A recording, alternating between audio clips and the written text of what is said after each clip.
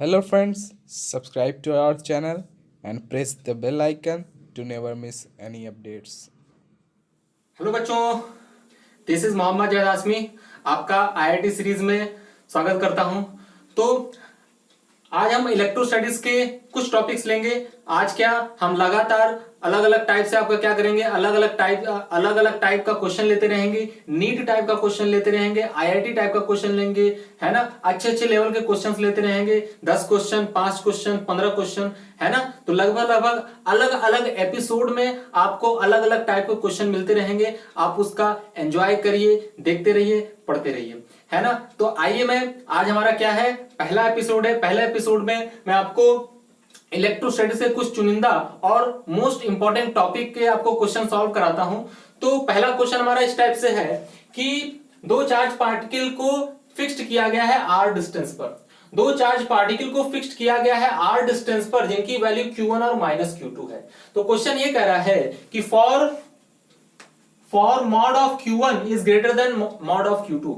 मतलब मैग्नीट्यूड की बात हो रही है, चार्ज के मैग्नीट्यूड की। If magnitude of charge Q1 is greater than magnitude of charge Q2, then find the value of charge transferred from Q1 to -Q2 so that force between them become maximum. क्या कह रहा है question, मैं समझाता हूं कि अगर इन दोनों चार्ज पार्टिकल आर डिस्टेंस पे सेपरेट हैं, तो यहां से कितना चार्ज मैं इस -Q2 को ट्रांसफर कर दूं, यहां से कितना चार्ज इस -Q2 को ट्रांसफर कर दूं, ताकि इनके बीच में लगने वाला फोर्स क्या हो जाए, मैक्सिमम फोर्स हो जाए। हाँ जी, क्या हो जाए, मैक्सिमम फोर्स हो जाए। ये आपको निकालना है क्या, कि कितना चार्ज ट्रांसफर किया जाए, और बाद में और अब मैक्सिमम फोर्स भी आपको निकालना है। तो इसके पहले क्वेश्चन ये बनता है कि अगर मैं चार्ज को ट्रांसफर करूंगा, पहले तो देखो यहां पर इनके बीच में लगने वाला फोर्स जो होगा किस नेचर का होगा, एट्रैक्टिव नेचर का होगा। ये दोनों चार्ज पार्टिकल एक दूसरे को अट्रैक्ट कर रहे होंगे। लेकिन जब चार्ज को ट्रांसफर कर देंगे, after transferring the charge particle from Q1 to Q2, है ना, after transferring the charge from Q1 to Q2, what is the nature of force between them, इनके बीच में लगने वाला नेचर कैसा होगा। तो एक बात याद रख लीजिएगा, हमेशा इनके बीच में लगने वाला फोर्स क्या होगा, हमेशा रिपल्सिव नेचर का फोर्स होगा। क्या बोला, रिपल्सिव नेचर का फोर्स होगा। चाहे ये दोनों पॉजिटिव हो, चाहे ये दोनों निगेटिव हो, चाहे ये एक पॉजिटिव एक निगेटिव हो, अगर आप चार्ज को ट्रांसफर करेंगे एक चार्ज से दूसरे चार्ज की तरफ, तो हमेशा क्या होगा, हमेशा रिपल्सिव नेचर होगा। नेचर फोर्स का नेचर कैसा होगा, रिपल्सिव। कैसे सर, सिंपल सी बात है, कोई खास बात नहीं है, सिंपल सी बात है, हमेशा रिपल्सिव नेचर का होगा, हमेशा रिपल्सिव नेचर का होगा। कोई खास बात नहीं, आप देखें, मैं कल भी सॉल्व करके दिखाता हूं रिपल्सिव नेचर का कैसे होगा, है ना। पहली बात कि थोड़ा सा मैं यहाँ पे कॉन्सेप्ट यूज करने वाला उस क्वेश्चन को सॉल्व करने के लिए, मैं बताता हूं क्यों रिपल्सिव होगा, है ना। मैं लॉजिक के साथ बताऊंगा, बिना लॉजिक के कुछ नहीं बोलूंगा मैं आपको, है ना। मैं पहले ये बताता हूं कि maximum force between the two charge particle कब होता है ना। The force is maximum between two charge particle if the magnitude of the charge particle is same on both the particles, है ना। ये क्वेश्चन भी है, क्वेश्चन कराया जाता है, एक बार जेईई मेंस में पूछा जा चुका है ये क्वेश्चन, यूपीट्यू में कई बार आ चुका है, नीट में भी, है ना, आ चुका है ये क्वेश्चन। क्या क्वेश्चन है कि एक चार्ज पार्टिकल है। क्वेश्चन क्या था मैं आपको बताता हूं कि एक चार्ज पार्टिकल है जिसकी वैल्यू Q है, जिसको डिवाइड कर दिया गया टू पार्ट्स में, और सेपरेट कर दिया गया R सेपरेशन पर। तो पूछा जा रहा था ये कि इसकी वैल्यू क्या होगी और इसकी वैल्यू क्या होगी, ताकि इनके बीच में लगने वाला फोर्स क्या हो, मैक्सिमम। तो सीधा सीधा आंसर है कि अगर किसी एक चार्ज पार्टिकल को दो पार्ट में डिवाइड करते हैं और R सेपरेशन पे रख देते हैं, तो उनके बीच में लगने वाला जो फोर्स होगा वो मैक्सिमम तब होगा जब दोनों का चार्ज की वैल्यू क्या हो, सेम। अर्थात इस टोटल चार्ज का आधा, Q/2, क्योंकि सेम तभी होगा ना जब आधा आधा हो। जब आधा आधा टूट जाएगा तो क्या होगा, इनके बीच का सेपरेशन क्या हो जाएगा, सॉरी, इनके बीच में लगने वाला फोर्स क्या हो जाएगा, मैक्सिमम। वही कॉन्सेप्ट मैं यहां भी यूज करने वाला हूं कि इनके बीच में लगने वाला फोर्स मैक्सिमम कब होगा, जब टोटल चार्ज का आधा होगा, उस पर भी और इस पर भी। तो मतलब अगर इस चार्ज को मैं ए कहूं और इस चार्ज को मैं बी कहूं तो सॉल्यूशन हमारा क्या होगा, सॉल्यूशन के पार्ट में क्या रहेगा, charge on A is equal to charge on B and this is equal to कितना, Q1 माइनस में Q2 बाई टू। सीधा जोड़ोगे, अलजेब्रिक में जोड़ा जाता है ना चार्ज को माइनस के साथ, तो Q1 minus Q2 by two is the charge on both the particles, है ना। तो चार्ज हमारा कितना होना चाहिए दोनों चार्ज पार्टिकल पे, Q1 minus Q2 by to होना चाहिए। तो सोच के देखो कि इस पर Q1 minus Q2 by to हो जाना चाहिए। पहले कितना था, Q1 था, बाद में कितना हो जाना चाहिए, Q1 minus Q2 by to. मतलब यहां से चार्ज को ट्रांसफर किया गया है तो चार्ज कम हुआ होगा, और अगर चार्ज कम हुआ होगा तो ध्यान से अगर तुम देखो तो ये चार्ज क्या है, ज्यादा। तो चार्ज ट्रांसफर्ड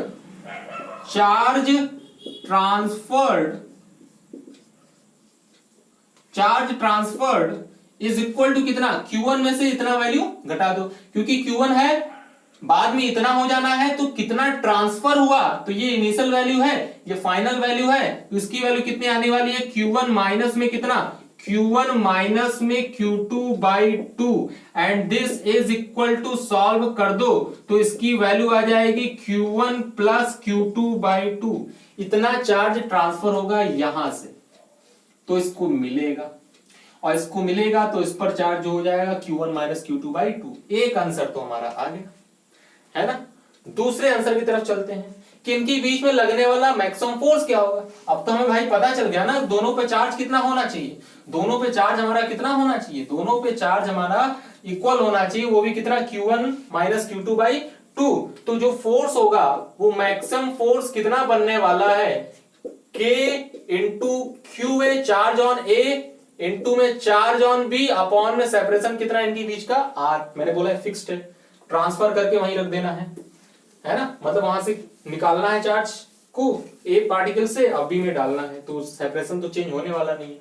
तो ध्यान से अगर आप देखें तो K की वैल्यू K लिखना, QA की वैल्यू कितने हो जाएगी बेटा, Q1 माइनस में Q2 बाई टू का होल स्क्वायर, क्योंकि इसकी भी वैल्यू उतनी है उसकी भी वैल्यू उतनी है, होल स्क्वायर, अपॉन में कितना हो जाएगा, R स्क्वायर। तो ध्यान से अगर आप सॉल्व करें तो मैक्सिमम फोर्स की वैल्यू जो आपको मिलने वाली है वो मैक्सिमम फोर्स कितना आ जाएगा, K Q1 minus Q2 by two का होल स्क्वायर, अपॉन में कितना, 2 का whole square, 4R square. This is the maximum force between them. ये मैक्सिमम फोर्स आएगा। समझ में आ रही है बात? अच्छा, तो सर अगर आप ध्यान से देखें, अगर तुम ध्यान से देखो तो यहां पे दोनों पे चार्ज कितना हो जाने वाला है, Q1 minus Q2 by to. तो Q1 ज्यादा था ना, मैंने बोला था फॉर मॉड ऑफ Q1 की वैल्यू जो होगी हमेशा क्या होगी, Q2 से ज्यादा होगी, है ना। तो Q1 ज्यादा था और Q2 का मैग्नीट्यूड कम था, तो इसका मतलब दोनों पे चार्ज की नेचर कैसा आएगा, पॉजिटिव आने वाला है। समझ पा रहे, मैंने क्या लिखा था शुरुआत में, for mod of Q1 is greater then mod of Q2। तो Q1 की वैल्यू ज्यादा है, उसका मैग्नीट्यूड ज्यादा है Q2 के मैग्नीट्यूड से, तो Q1 ज्यादा होगा Q2 से, तो इसका मतलब QA भी पॉजिटिव आएगा, QB भी पॉजिटिव आएगा। दोनों अगर पॉजिटिव आ गए ट्रांसफर करने के बाद तो हमेशा क्या करेंगे, रिपेल करेंगे, हमेशा क्या करेंगे, वो रिपेल करेंगे। अच्छा, तो अगर दोनों प्लस होते तो क्या होता, अगर दोनों प्लस होते तो क्या होता, अगर दोनों प्लस होते तो क्या करते, Q1 plus Q2 by to, याद होता उनका। तो Q1 plus Q2 by to after transferring the charge A पर भी होता और B पर भी Q1 plus Q2 by to होता, दोनों पॉजिटिव हुए ना। अगर दोनों पॉजिटिव लिया तो फिर भी रिपेल किया, है ना। अच्छा, दोनों निगेटिव ले लो, ये भी लेके देख लो, दोनों अगर निगेटिव लोगे तो क्या लिखोगे, minus Q1 minus Q2 by to, आधा किए तो इस पर भी minus Q1 minus Q2 by to, इस पर भी minus Q1 minus Q2 by to, दोनों पे नेगेटिव आ गया, ट्रांसफर करने के बाद इक्वल चार्जेस आने ही है ना। तो हमेशा क्या आ जाएगा, रिपल्सन। तो इसलिए मैंने क्या बोला, इस तरह के क्वेश्चन में हमेशा नेचर क्या होगा, चार्ज के बीच का रिपल्सिव। अगर आप उसको क्या कर रहे हैं, मैक्सिमम फोर्स के लिए उसको ट्रांसफर किया जा रहा है चार्ज। तो अगर मैक्सिमम फोर्स के लिए पार्टिकल से या दूसरे पार्टिकल पर चार्ज को ट्रांसफर किया जा रहा है तो हमेशा नेचर क्या होगा, फोर्स का रिपल्सिव होगा। इसे याद कर रखिएगा, है ना। आई होप आपको ये कॉन्सेप्ट समझ में आया होगा, है ना। अब मूव करते हैं दूसरे क्वेश्चन। दूसरा क्वेश्चन देखिएगा, दूसरा illustration.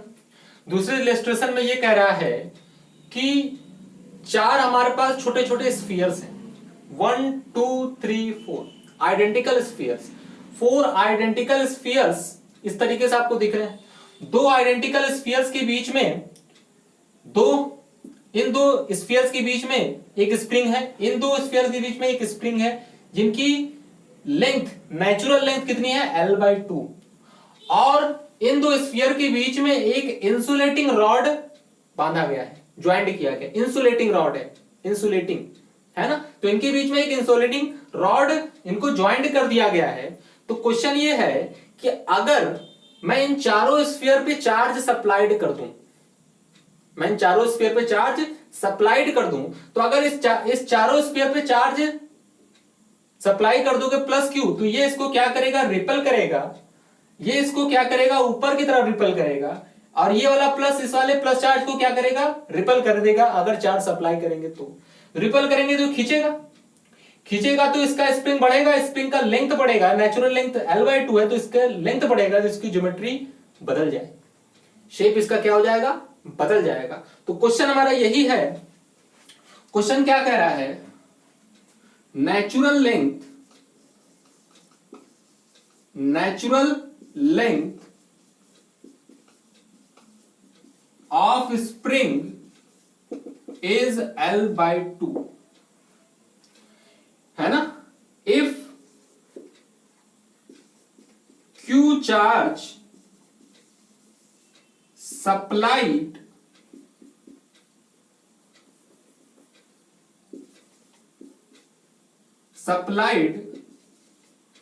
to all the spheres, then geometry become square. तो ये स्क्वायर का ज्योमेट्री ले लेती है ऑफ साइड L साइड का ये ज्योमेट्री ले लेती है। तो क्या फाइंड करना है, find value of K, spring constant. Find spring constant, है ना। Find spring constant. Spring constant की वैल्यू क्या होगी, थोड़ा बहुत तो जानते ही होंगे, SHM पढ़ा ही होगा, उसी से रिलेटेड है। तो मैं समझाता हूं क्या हो रहा होगा। बेसिकली जैसे तुम क्या करोगे बेटा, बाहर से चार्ज दोगे, जैसे तुम बाहर से इसे चार्ज दोगे, तो इसे जैसे ही तुम बाहर से चार्ज दोगे प्लस क्यू, है ना, सब पे दीजिए charge plus Q plus Q plus Q, तो ये स्क्वायर बन गया।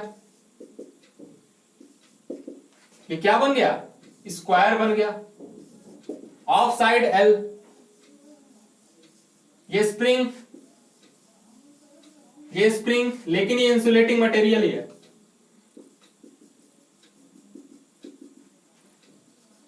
ये नहीं खींचने वाला, ये क्या है, इंसुलेटिंग मटेरियल, है ना। Elastic material, insulating material rod है। ये L, इसकी भी लेंथ कितनी हो गई, L/2 से कितनी हो गई, L। और जैसे ही L/2 से कितनी हो जाएगी, L, तो इसका मतलब ये कि इनके बीच में एक लगेगा स्प्रिंग फोर्स।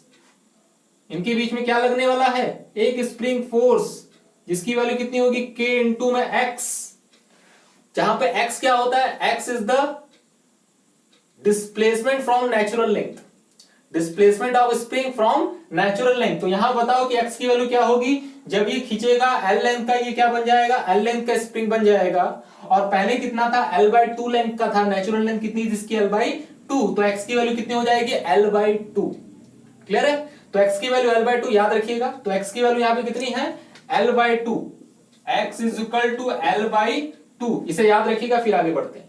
तो अगर चारों पर चार्ज कितनी है, Q, इस पर भी Q, इस पर भी Q, इस पर भी Q, तो ये इसको क्या करेगा बेटा, रिपेल करेगा।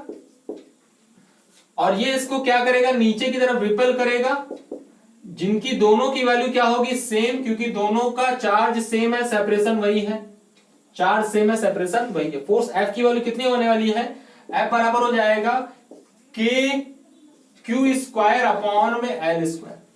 ये इसकी वैल्यू आने वाली, इसकी भी वैल्यू आने वाली है, के क्यू स्क्वायर अपॉन में एल स्क्वायर। अब मैं इधर थोड़ा डिलीट मारने वाला हूं, है ना। तो ये वाला चार्ज इस पर लगाया, ये वाला चार्ज इस पर लगाया, ये बाकी रह गया अभी। अब इसका भी फोर्स लगेगा। हाँ जी, तो बताओ इनके बीच का सेपरेशन कितना। और जैसे बताओगे इनके बीच का सेपरेशन, वैसा तुम किसको याद करोगे, पाइथागोरस थ्योरम। तो इनके बीच का सेपरेशन कितना है, L√2। बहुत अच्छे। तो इनके बीच का सेपरेशन L√2, तो ये इसको क्या करेगा, रिपेल करेगा। रिपेल करेगा किस डायरेक्शन में, फोर्स इधर 45 डिग्री पर। तो इसकी वैल्यू कितनी मान लेते हैं, F डैश, है ना, 45 डिग्री पर डायगोनली।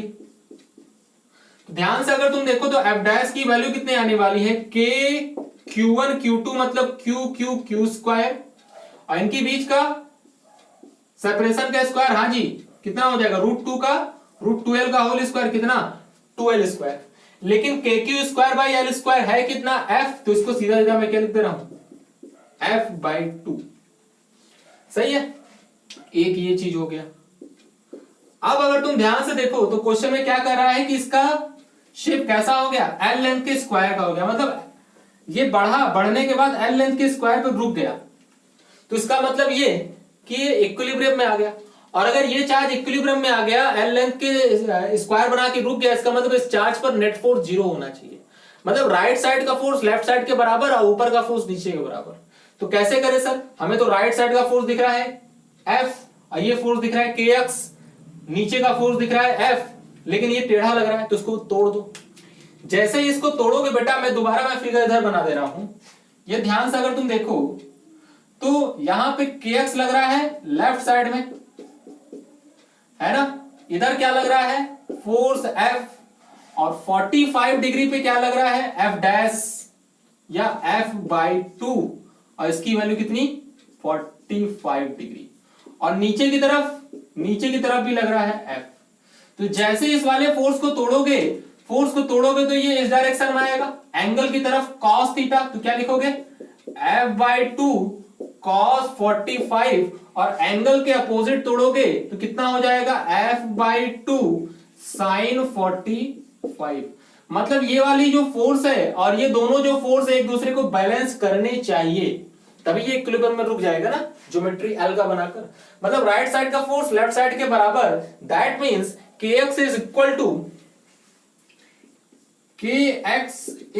टू कितना, F/2 cos 45 प्लस में कितना हो जाएगा F। ध्यान से देखें तो सबकी वैल्यू रख दीजिए, K into L/2 is equal to F, बाहर निकालो बेटा, F जैसे बाहर निकालोगे cos 45 की वैल्यू कितनी आ गई, 1/√2, तो 1/2√2 प्लस में कितना हो गया 1। अब इसको सॉल्व करना है, सॉल्व करके आंसर लिखना है। तो ध्यान से अगर आप देखें, सॉल्व करके आंसर लिखना है तो k की वैल्यू कितनी आ गई, k इज इक्वल टू, मैं डायरेक्ट लिख रहा हूं, f की वैल्यू कितनी, के क्यू स्क्वायर बाय में एल स्क्वायर। तो जब एल स्क्वायर यहां रखोगे के क्यू स्क्वायर बाय में एल स्क्वायर, तो इसकी वैल्यू कितनी आने वाली है, अच्छा यहाँ k मत लिखो, ये तो k स्प्रिंग कांस्टेंट हो गया, इसकी वैल्यू 1/4 पाई एप्सिलॉन नॉट लिख दो, है ना। इसकी वैल्यू कितनी लिख दो, 1/4 पाई एप्सिलॉन नॉट, नहीं दिक्कत हो जाएगी। तो f की वैल्यू कितनी हो जाएगी, f is equal to 1/4 pi epsilon naught q square upon L square. इसी की वैल्यू उठा के वहां डालनी है। तो जैसे डालोगे इसकी वैल्यू कितनी आ जाएगी, जब इसकी वैल्यू वहां रखोगे तो मैं डायरेक्ट आंसर लिख रहा हूं, कितना, q स्क्वायर अपॉन 2 पाई epsilon naught L cube 1/2√2 plus में 1। ये k की वैल्यू आ गई। क्या किया, लेफ्ट साइड का फोर्स राइट साइड के बराबर कर दिया, ठीक है। अब कई बच्चे के दिमाग में ये क्वेश्चन आ रहा होगा कि हाँ इक्विलिब्रियम में तो हो गया, लेफ्ट साइड का फोर्स राइट साइड के बराबर तो कर दिया, लेकिन सर नीचे वाला बचा रह गया, ये क्या नीचे नहीं खींच ले जाएगा, है ना। तो उनके लिए मैं बता दूं बेटा, ऐसा नहीं सोचना है। आप आईटी करने वाले हैं, आप अच्छे बच्चे हैं, अगर आप आईटी करने वाले हैं तो दिमाग लगाएंगे। वो दिमाग कैसे लगाएंगे कि जो नीचे फोर्स लग रहा है उस फोर्स को कौन रोक रहा है, ये रॉड रोक रहा है। रॉड में भी टेंशन आएगा, तो वो जो टेंशन आएगा वो टेंशन नीचे वाले फोर्स को बैलेंस करेगा।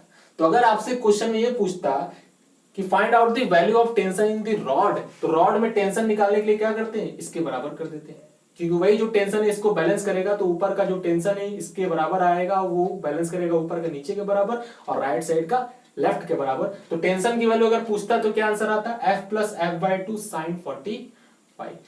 क्लियर है? आई होप आपको ये कॉन्सेप्ट समझ में आया होगा। गुड क्वेश्चन था। आइए मूव करते हैं तीसरे क्वेश्चन पे।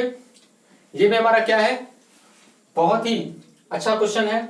क्वेश्चन क्या कह रहा है, एक रिंग है ना, एक रिंग है जिस पर चार्ज कितना है, कैपिटल Q, और उस कैपिटल Q चार्ज रिंग के सेंटर पे एक माइनस Q चार्ज पार्टिकल रखा हुआ है, माइनस Q चार्ज पार्टिकल है ना। तो क्वेश्चन ये कहा जा रहा है कि if we slightly displace the charge particle minus Q along the axis of the ring, मतलब ऐसे ही लाना है, ये रिंग ऐसे है तो सेंटर पर रखा हुआ तो ऐसे ही लाना है, और कितना ही लाना है, स्लाइटली डिस्प्लेस, थोड़ा सा ही लाना है। अगर थोड़ा सा हिला के मैं छोड़ देता हूं and released, then find time period of charge particle, then find time period of charge particle. तो क्वेश्चन ये है, इस चार्ज पार्टिकल का टाइम पीरियड निकालना है, इस वाले चार्ज पार्टिकल का। तो सबसे पहले पता ये करना पड़ेगा ना कि ये चार्ज पार्टिकल SHM कर रहा है या नहीं कर रहा है ना, तभी तो टाइम पीरियड निकाल पाएंगे, नहीं तो कैसे निकाल पाएंगे। जब ये किसी मीन पॉइंट के अबाउट आगे पीछे मोशन कर रहा होगा तभी तो उसका टाइम पीरियड निकालेंगे ना, और ये टाइम पीरियड निकालने के लिए हमें फोर्स लिखना पड़ता है ना। तो सबसे पहले फर्स्ट पॉइंट क्या है हमारा कि मीन पोजीशन क्या होगा। मीन पोजीशन आपने SHM में पढ़ा होगा, वो पॉइंट होता है, वो पोजीशन होता है जहां पर नेट फोर्स 0 लगता है पार्टिकल। अब बताओ कि अगर ये रिंग है तो रिंग के सेंटर पे कितना होता है इलेक्ट्रिक फील्ड, 0, और अगर रिंग के सेंटर पे इलेक्ट्रिक फील्ड 0 होता है तो चार्ज माइनस Q अगर वहां रखा है तो वहां पे फोर्स भी 0 होगा। दैट मींस मीन पोजीशन तो मिल गया। मीन पोजीशन हमारा क्या है, हमारा इसी का सेंटर है। क्लियर? मीन पोजीशन तो मिल गया। क्या ये आगे पीछे ये मीन पोजीशन के अबाउट मोशन करेगा? तो आंसर है, देख लेते हैं, आओ देख लेते हैं ध्यान से। अगर तुम देखो तो हमें क्या पता है, कोई भी अगर चार्ज रिंग है प्लस चार्ज रिंग है तो हमेशा इसका इलेक्ट्रिक फील्ड एक्सिस के अलोंग रहता है, हमेशा इसका इलेक्ट्रिक फील्ड एक्सिस के अलोंग रहता है। प्लस चार्ज के कारण दूर, अगर माइनस होता तो पास होता। तो ये इलेक्ट्रिक फील्ड होता है ना। और ये इलेक्ट्रिक फील्ड होता है किसी भी x डिस्टेंस पर, सेंटर से किसी भी x डिस्टेंस पर इलेक्ट्रिक फील्ड की वैल्यू क्या होती है, उस इलेक्ट्रिक फील्ड की वैल्यू आपको पढ़ाया गया है कि के स्प्रिंग वाला के नहीं, के कौन सा के है, के 1/4πε0 वाला, के capital Q into x upon में R square plus x square के पावर 3/2। इस चार्ज रिंग के कारण जिसका चार्ज Q है, जिसका रेडियस R है, तो एक्सिस से x डिस्टेंस पर कोई पॉइंट P है, वहां इलेक्ट्रिक फील्ड की value K capital Q small x upon R square plus x square के पावर 3/2, और डायरेक्शन हमेशा अलोंग द एक्सिस, प्लस होगा तो दूर, माइनस होगा तो पास। सही है। तो इतनी बातें अगर आपको समझ में आ गई हो तो ये क्वेश्चन भी आपको समझ में आने वाला है। वो क्वेश्चन क्या होगा कि अगर चार्ज पार्टिकल को मान लो सेंटर से मीन पोजीशन से x डिस्टेंस हिला दिया गया, मतलब ये चार्ज पार्टिकल को हिला दो, तो जैसे यहां रखोगे इस चार्ज पार्टिकल माइनस Q को, तो इलेक्ट्रिक फील्ड किधर होगा बेटा, इलेक्ट्रिक फील्ड इधर होगा E, जिसकी वैल्यू कितनी होगी, उसकी वैल्यू होगी कितनी, E इज इक्वल टू 1/4πε0 के कैपिटल Q रिंग है और चार्ज की वैल्यू कितनी है, स्मॉल q अपॉन में R square plus x square के पावर 3/2। अभी मैंने नहीं बोला x छोटा है कि बड़ा है, बस किसी भी x पर x तक मैंने क्या किया, इसको डिस्प्लेस किया, है ना। अब अगर तुम ध्यान से देखो तो उस पर लगने वाला फोर्स किधर लगेगा, towards the origin, towards the centre of the ring. तो ये चार्ज पार्टिकल सेंटर की तरफ आएगा तो इधर आएगा, वापस आया। अच्छा, तो तो अगर ये वापस आएगा तो इसके पास यहाँ पे सेंटर पे आते आते इसके पास कुछ वेलोसिटी रहेगी, जिस वेलोसिटी के कारण ये शूट आउट करके पीछे चला जाएगा। और जैसे ही पीछे जाएगा तो इलेक्ट्रिक फील्ड इधर है, और जैसे यहाँ चार्ज पार्टिकल इसके इधर इस साइड में पहुंचा तो माइनस चार्ज पार्टिकल है तो फोर्स किधर लगेगा, इधर, क्योंकि इलेक्ट्रिक फील्ड के opposite direction minus charge particle पर फोर्स लगता है। तो फोर्स फिर से इधर एक्सिस की तरफ लगा तो फिर से एक्सिस तरफ लगा तो फिर से वापस लौट के आएगा, और फिर से वापस आएगा तो ये हमेशा जिंदगी भर इस पॉइंट के बाद आगे पीछे मोशन करेगा, और आगे पीछे मोशन करेगा तो हो सकता है एसएचएम हो। लेकिन एसएचएम के लिए क्या देखते हैं, नेट फोर्स देखते हैं। अगर नेट फोर्स सम कांस्टेंट के, ये क्या है, एसएचएम कांस्टेंट सम कांस्टेंट के इनटू एक्स के बराबर होता है तो हम क्या बोलते हैं, वो एसएचएम कर रहा है। और उसका टाइम पीरियड कितना हो जाएगा बेटा, टाइम पीरियड बराबर होता है 2 पाई रूट में एम बाई में के, जहां एम क्या होता है, चार्ज का मास, तो इसका मास कितना है, एम है। समझ में आ रही बात है ना। तो इतनी बात है, अगर आप समझ गए होंगे तो मैं आंसर निकालने की कोशिश कर रहा हूं और आंसर के बहुत ही पास हूं। ध्यान से अगर तुम देखो तो इस x डिस्टेंस पे लगने वाला जो फोर्स होगा, तो बताओ x का डायरेक्शन मैंने डिस्प्लेस इस डायरेक्शन में किया तो फोर्स जस्ट ऑपोजिट डायरेक्शन लग रहा है, मतलब डिस्प्लेसमेंट के जस्ट ऑपोजिट डायरेक्शन में फोर्स लगा। तो इसलिए फोर्स जो लिखूंगा वो फोर्स लिखूंगा माइनस में कितना, माइनस में फोर्स q इंटू में e, q इंटू में e। अच्छा ये माइनस क्या बता रहा है, डायरेक्शन। अच्छा तो force F is equal to minus में Q upon 4 pi epsilon naught into में capital Q upon R square x square की पावर 3/2। ये वैल्यू रख दी, सॉरी स्मॉल q लिख दिया था, ये वैल्यू वहां रख दिया।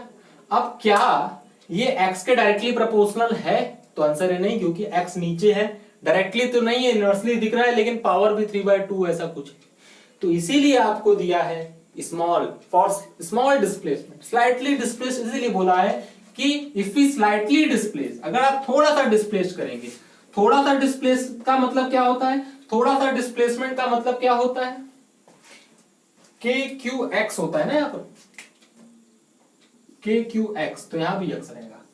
थोड़ा सा डिस्प्लेसमेंट करने का क्या मतलब होता है, थोड़ा सा डिस्प्लेसमेंट मतलब x क्या होगा, बहुत ही छोटा होगा रेडियस के, मतलब ये थोड़ा सा डिस्प्लेसमेंट, हल्का सा डिस्प्लेसमेंट, मतलब x की वैल्यू जो भी इसकी रेडियस से बहुत ही छोटी होगी। अगर रेडियस से बहुत छोटी है तो इसका मतलब ये कि इसका स्क्वायर भी बहुत ही छोटा होगा। अगर स्क्वायर बहुत ही छोटा होगा तो x square can be neglected in comparison to r square.